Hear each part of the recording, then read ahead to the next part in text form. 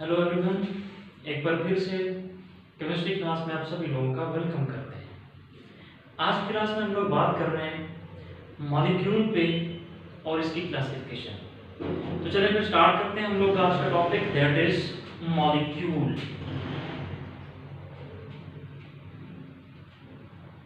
Molecule जो है it is smallest particle which can exist independently. Smallest particle which can exist independently.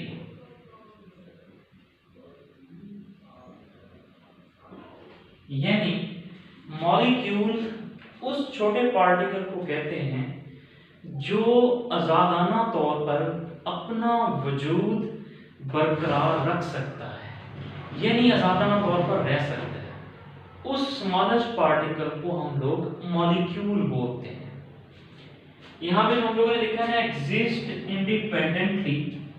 इसका simple मतलब ये है कि जब एटम्स का ऑक्टेट या डुप्लेट कंप्लीट हो जाए तब एटम्स आजादाना तौर पर रह सकते हैं, इंडिपेंडेंटली एग्जिस्ट कर सकते हैं, तब हम लोग इनको मॉलिक्यूल बोलते हैं।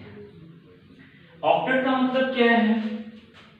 Attaining 8 electrons, attaining 8 electrons in valence shell. Valence shell बोलते हैं आखिरी शेल को। तो जब कभी किसी एटम के हर शेल में 8 इलेक्ट्रॉन्स कंप्लीट हो जाएं तो वो स्टेबल हो जाता है और इंडिपेंडेंटली एग्जिस्ट करता है, तब हम लोग उसको मॉलिक्यूल बोलते हैं। डुप्लेट का मतलब क्या है? Attaining 2 electrons in valence shell.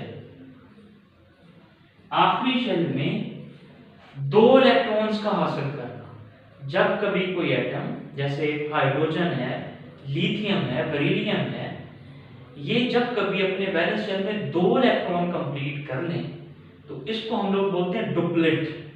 तो जब कभी एटम्स डुप्लेट कंप्लीट कर लें तब भी वो इंडिपेंडेंटली एग्जिस्ट करते हैं, तब हम लोग उनको मॉलिक्यूल्स बोलते हैं। फॉर एग्जांपल, जैसे मेरे पास एक मॉलिक्यूल है H2O, इसमें 2 हाइड्रोजन है और एक ऑक्सीजन है। अगर मैं इसको इस तरह से रिप्रेजेंट करता हूं कि ये ऑक्सीजन और ये 2 हाइड्रोजन, इसमें 3 एटम्स जो हैं वो केमिकली कंबाइंड हैं, केमिकल बॉन्ड है, कोवलेंट बॉन्ड बोलते हैं इसको। अब यहाँ पे जो ऑक्सीजन है इसके वैलेंस शेल में 6 इलेक्ट्रॉन्स होते हैं। 2 इसके पास लोन पेयर ऑफ इलेक्ट्रॉन्स होते हैं। लोन पेयर ऑफ इलेक्ट्रॉन हम लोग ऐसे इलेक्ट्रॉन्स को बोलते हैं जो बॉन्डिंग में पार्टिसिपेट नहीं करते। ये 6 इलेक्ट्रॉन मैंने इसके रिप्रेजेंट कर दिए। अब ये इसके वैलेंस शेल में इलेक्ट्रॉन है। जब ये ऑक्सीजन 2 हाइड्रोजन के साथ जुड़ता है तो हाइड्रोजन के वैलेंस शेल में 1 इलेक्ट्रॉन प्रेजेंट होता है। तो ये हाइड्रोजन का इलेक्ट्रॉन, ये इधर से हाइड्रोजन का इलेक्ट्रॉन। अब आप यहाँ पे देखें तो ऑक्सीजन जो है इसके वैलेंस शेल में है 6 इलेक्ट्रॉन, 1 2 3 4 5 6। जब इसने हाइड्रोजन के साथ कॉम्बिनेशन किया तो ये वाला इलेक्ट्रॉन भी इसके पार्टिसिपेशन में आ गया, इसके हिस्से में आ गया। तो अब ये इसके हो गए 7 और इधर वाला इलेक्ट्रॉन भी इसके हिस्से में आया तो 8। तो इस टाइम इस कॉम्बिनेशन में, इस मॉलिक्यूल में आप लोग ऑब्जर्व करें, ऑक्सीजन के वैलेंस शेल में 8 इलेक्ट्रॉन पूरे हो चुके हैं, यानी ऑक्सीजन का ऑक्टेट कंप्लीट हो चुका है। इसके करस्पॉन्डिंग अगर आप हाइड्रोजन को देखें तो ये जो इलेक्ट्रॉन है हाइड्रोजन का अपना है और ये इलेक्ट्रॉन इसने इसके साथ शेयर किया तो ये इसकी पार्टिसिपेशन भी होगी, इसके साथ मिल गया, इसके हिस्से में भी आ गया। तो इस तरह से हाइड्रोजन के वैलेंस शेल में 2 इलेक्ट्रॉन बन गए, यानी इस हाइड्रोजन का डुप्लेट कंप्लीट हो गया। सिमिलरली इस हाइड्रोजन का भी डुप्लेट कंप्लीट हो गया। तो हमने यही कहा कि जब एटम्स का ऑक्टेट या डुप्लेट कंप्लीट हो जाए तब वो इंडिपेंडेंटली एग्जिस्ट करना शुरू कर देते हैं, तब हम लोग इनको मॉलिक्यूल्स बोलते हैं। एक और एग्जांपल कर लेते हैं, जैसे मेरे पास कार्बन डाइऑक्साइड का मॉलिक्यूल है, इसमें 2 ऑक्सीजन के एटम है, कार्बन के एटम है। इनको मैं स्ट्रक्चर की फॉर्म ऐसे रिप्रेजेंट कर देता हूं, ये है कार्बन डाइऑक्साइड। कार्बन जो है इसके वैलेंस शेल में 4 इलेक्ट्रॉन्स होते हैं, एक इलेक्ट्रॉन, 2 इलेक्ट्रॉन, 3 इलेक्ट्रॉन और ये 4 इलेक्ट्रॉन। अभी हमने कहा ऑक्सीजन के वैलेंस शेल में 6 इलेक्ट्रॉन्स होते हैं, 1 2 3 4, यानी ये 2 लोन पेयर हैं जो बॉन्डिंग में पार्टिसिपेट नहीं करते, ये 5 और ये 6। तो 1 2 3 4 5 6, सिमिलर इधर भी ऐसे ही है, 1 2 3 4 5 और ये 6। तो अब यहाँ पे कार्बन को देखें तो 1 2 3 4, 4 इसके खुद के, 5 6 जो पार्टनरशिप के साथ हुए, 7 8। तो कार्बन का ऑक्टेट कंप्लीट हो गया। इसी तरह से ऑक्सीजन को देखें तो 1 2 3 4 5 6 खुद के हैं इसके, 7 और 8, इसका भी ऑक्टेट कंप्लीट हो गया, इस एटम का भी ऑक्टेट कंप्लीट हो गया। इसका मतलब यहाँ पे जो 3 एटम्स हैं इनका ऑक्टेट कंप्लीट हो चुका है। तो अब ये इंडिपेंडेंटली एग्जिस्ट करेगा, इसको हम लोग मॉलिक्यूल बोलेंगे, यानी ये कार्बन डाइऑक्साइड भी एक मॉलिक्यूल है। अब हम लोग थोड़ी क्लासिफिकेशन की बात करते हैं।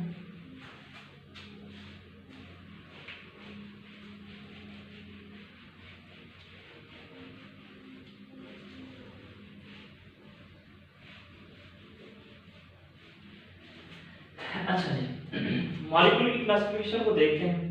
हम लोग 3 तरह से क्लासिफिकेशन कर रहे हैं इसकी। क्लासिफिकेशन नंबर 1,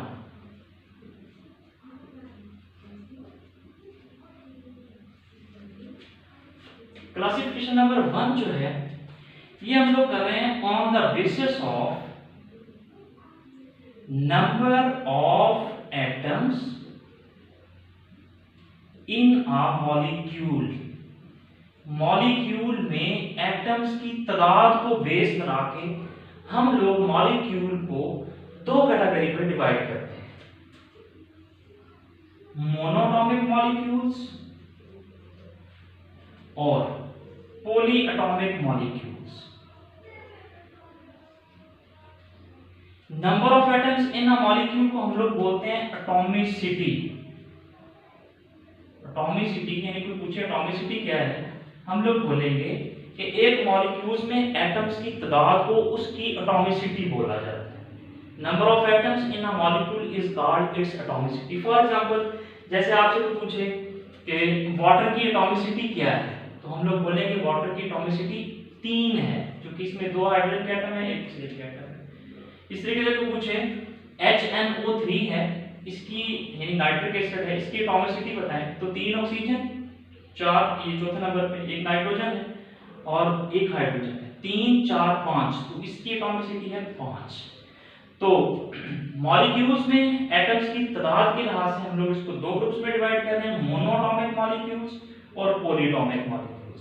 मोनोटॉमिक मॉलिक्यूल्स किनको बोलते हैं, ऐसे मॉलिक्यूल्स which consist of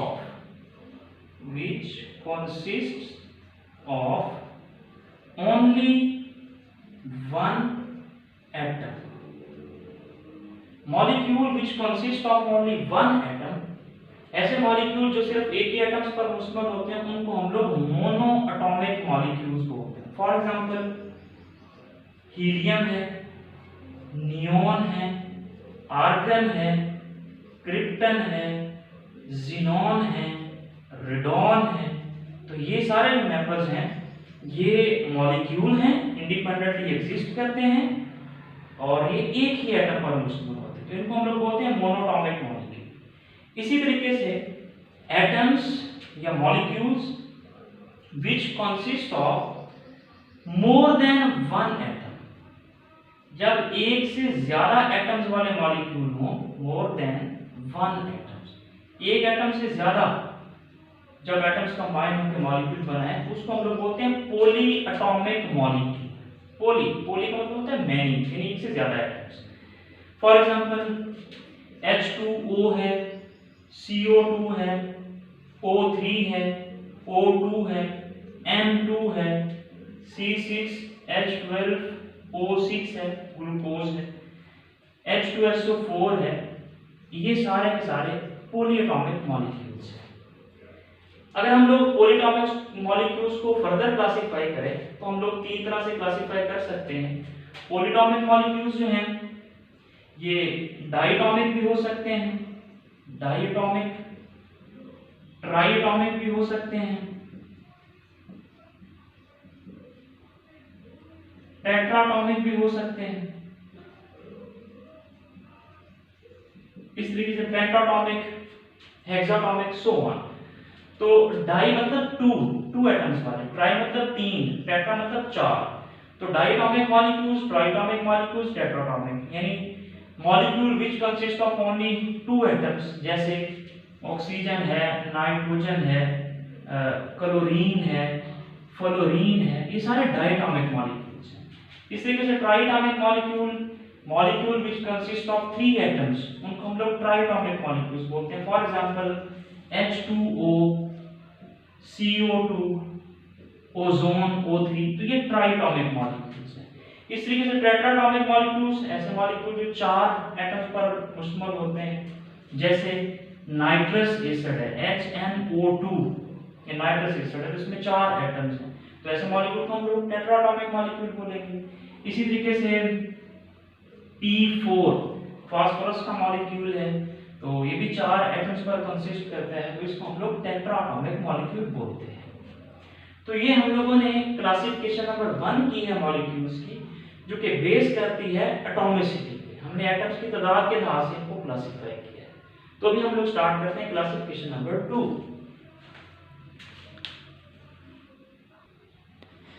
अच्छा जी, क्लासिफिकेशन नंबर 2, इसको हम लोग अब रेट कर देते हैं यहां से।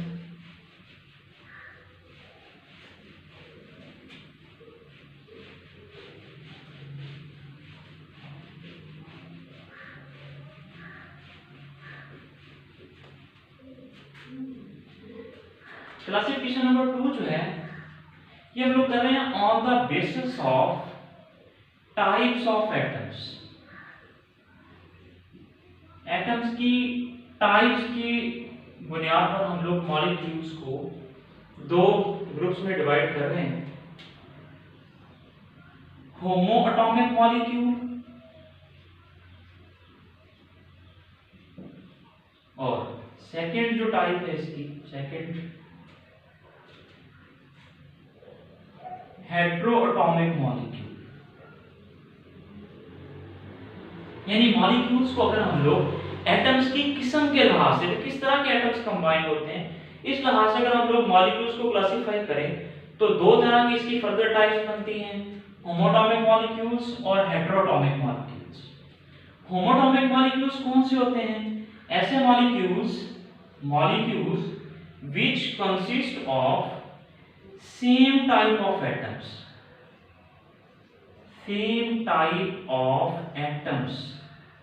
जब सेम टाइप ऑफ एटम्स आपस में कंबाइन हो, उनका ऑक्टेट भी कंप्लीट हो जाए, उनका डुप्लेट कंप्लीट हो जाए, तब हम लोग उनको बोलते हैं होमो atomic molecule.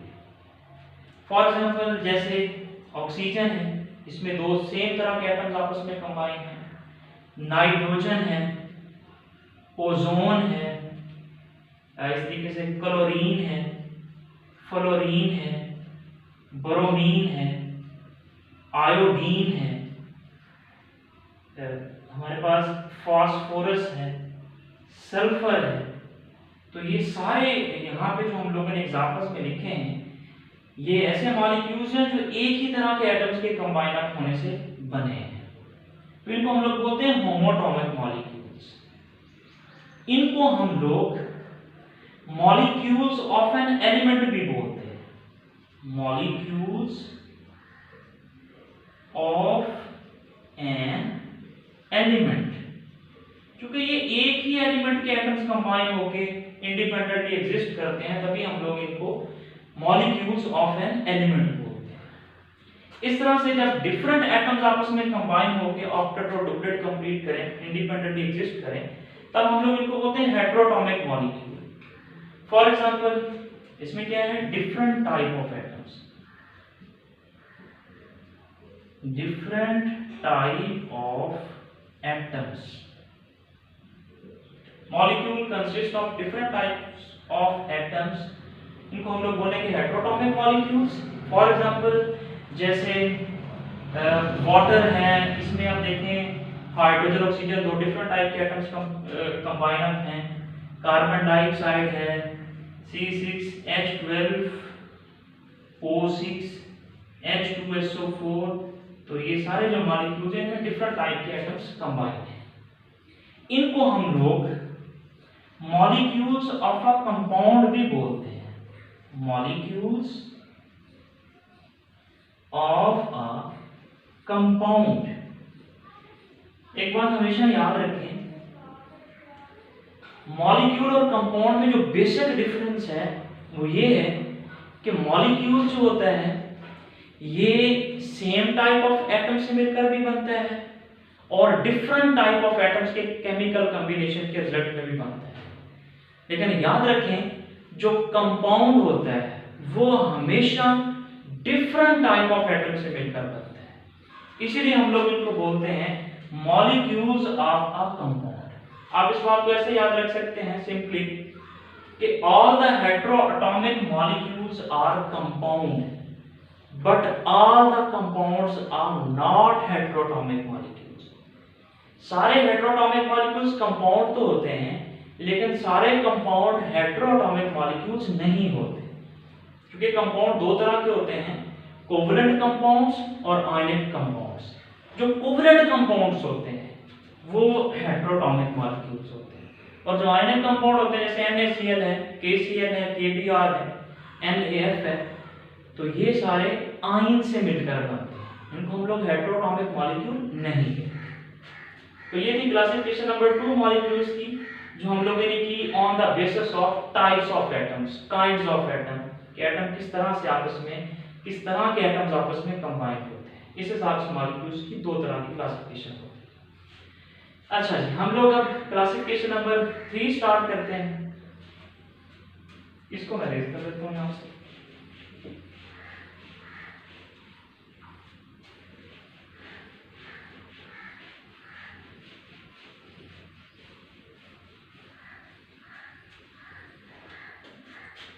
Classification number 3,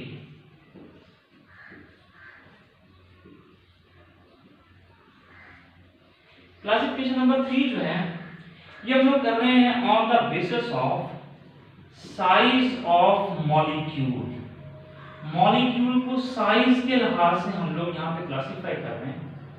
molecules को अगर हम लोग साइज के लिहाज से क्लासिफाई करें तो इसकी दो टाइप्स बनती हैं, माइक्रो मॉलिक्यूल्स, माइक्रो कहते हैं छोटे साइज, छोटे मॉलिक्यूल्स को, और दूसरी जो टाइप है that is macro molecules, micro molecules और macro molecules. Molecules which are small in size, ऐसे मॉलिक्यूल जो कि साइज में छोटे हैं, स्मॉल इन साइज, ऐसे मॉलिक्यूल्स को हम लोग बोलते हैं माइक्रो मॉलिक्यूल्स। हम लोगों ने अभी जितनी भी एग्जांपल्स लिखी हैं वो सारे माइक्रो मॉलिक्यूल्स हैं, जैसे H2O है, O2 है, CO2 है, C6H12O6 है, H2SO4 है, P4 है, S8 है, ये सारे के सारे माइक्रो मॉलिक्यूल्स हैं। क्यों? क्योंकि ये 3 एटम्स हैं, 2 एटम्स हैं, 3 एटम्स हैं, यहां पे इसी तरीके से यहाँ पे 6, तो ये 4 एटम है, यहाँ पे 8 एटम्स हैं, तो ये स्मॉल इन साइज मॉलिक्यूल है, इसलिए इन सारे मॉलिक्यूल्स को हम लोग माइक्रो मॉलिक्यूल्स भी बोलते हैं। इसी तरीके से दूसरी जो टाइप है वो मैक्रो मॉलिक्यूल्स की है, molecules which are large in size, ऐसे मॉलिक्यूल जो साइज में बड़े होते हैं, लार्ज इन साइज हैं, उनको हम लोग बोलते हैं मैक्रो मॉलिक्यूल्स। फॉर एग्जांपल जैसे लिपिड्स हैं, इस तरीके से कार्बोहाइड्रेट्स हैं, ये ऐसे मॉलिक्यूल्स हैं जो बहुत बड़े साइज के हैं, करस्पॉन्डिंग टू दीज मॉलिक्यूल्स। तो लिपिड्स, कार्बोहाइड्रेट्स, इस तरीके से प्रोटीन में एक बहुत अहम मॉलिक्यूल है हेमोग्लोबिन, इस तरीके से न्यूक्लिक एसिड्स,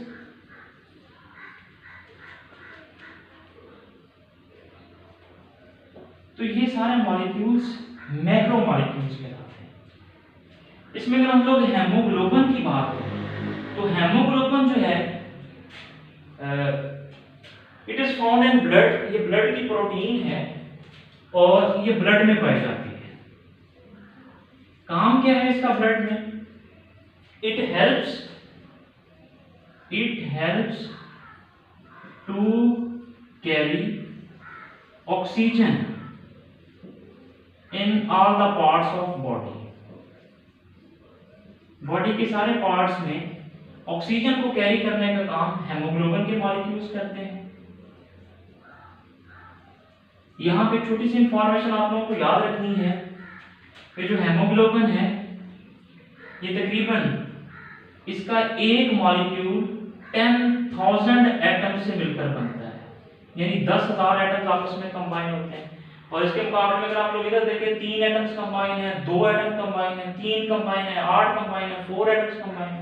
और अगर इसके एक मॉलिक्यूल की बात करें हेमोग्लोबिन की तो 10,000 एटम्स पर एक मॉलिक्यूल कंसिस्ट करता है। एक मॉलिक्यूल 10,000 एटम्स पर मुश्तमिल है। इस तरह से एक बात और आप लोगों ने याद रखनी है, हेमोग्लोबिन का जो एक मॉलिक्यूल है अगर इसके हम लोग वेट की बात करें तो ये हाइड्रोजन के अकॉर्डिंग या हाइड्रोजन के हिसाब से इसका कंपैरिजन करें तो इसका एक मॉलिक्यूल हाइड्रोजन के एटम से 68,000 टाइम्स हैवी होता है।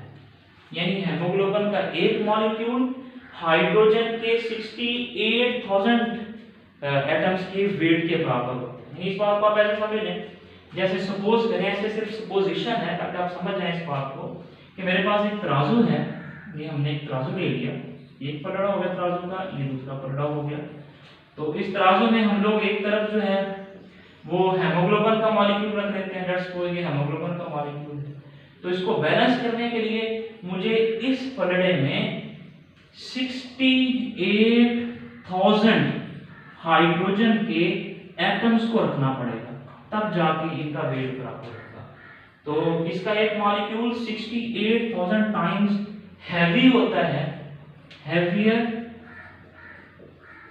Then hydrogen atoms. इसी तरीके से अगर हम लोग इसका हीलियम के साथ कंपैरिजन करें तो हेमोग्लोबिन का एक मॉलिक्यूल 16,000 टाइम्स हैवियर होता है हीलियम के एटम्स। तो एक तरफ आप हेमोग्लोबिन का मॉलिक्यूल रख दें और दूसरी तरफ आप लोग हीलियम के अगर एटम्स को रखना शुरू करें तो आप लोगों को 16,000 हीलियम के जो एटम्स हैं उनको रखना पड़ेगा, तब जाके इनका वेट बराबर होगा।